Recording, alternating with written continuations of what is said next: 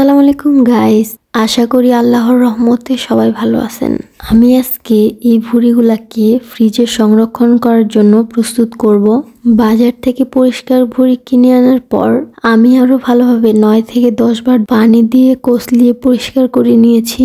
ভুঁড়িগুলাকে সিদ্ধ করার জন্য আমি রাইস কুকারে গরম পানি বসিয়ে দিয়েছিলাম, আর গরম পানি হয়ে গেলে আমি ভুঁড়িগুলোকে ওখানে দিয়ে দিব। এখানে প্রায় 3 কেজির মতো ভুঁড়ি আছে। বেশি করে লবণ আর হলুদ দিয়ে আমি ভুঁড়িগুলোকে সিদ্ধ করে নিব। ভালোভাবে নেড়ে চেড়ে এখন ঢাকনা দিয়ে দিব।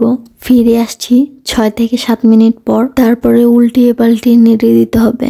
আরও ঢাকনা দিয়ে 10 মিনিটের মতো সিদ্ধ করে নামিয়ে নিব। তারপরে গরম পানি থেকে ডাবল চামচটা দিয়ে একটা একটা করে তুলে শুকনো জায়গায় রাখবো। ঠান্ডা হয়ে যাওয়ার পরে লম্বা শেপে কেটে নেব।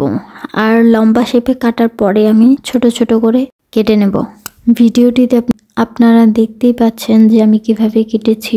এক এক করে সবগুলো ভুঁড়িকে আমি সুন্দরভাবে ছোট ছোট করে কেটে নেব। এই যে দেখুন, আমার সবগুলো ভুঁড়ি কাটা হয়ে গেছে। এখন আমি 2টা বক্স নিয়ে নিব। 2টা বক্সের মধ্যে আমি ভুঁড়িগুলোকে ঢুকিয়ে ডিপে সংরক্ষণ করব। তার আগে আমি ভুঁড়িগুলোকে মিক্স করে নিচ্ছি, কারণ কোনো পিসগুলা মোটা আবার কোনো পিসগুলা চিকন, তাই সবগুলো মিক্স করে নিচ্ছি। তারপরে আমি বক্সগুলোর মধ্যে ভালোভাবে চেপে চেপে বসিয়ে দিয়েছি। প্রথম বক্সটা রেডি হয়ে গেলে আমি দ্বিতীয় বক্সটাকে রেডি করে নিব। আর 2টা বক্সের ঢাকনা লাগিয়ে আমি ডিপে সংরক্ষণ করব।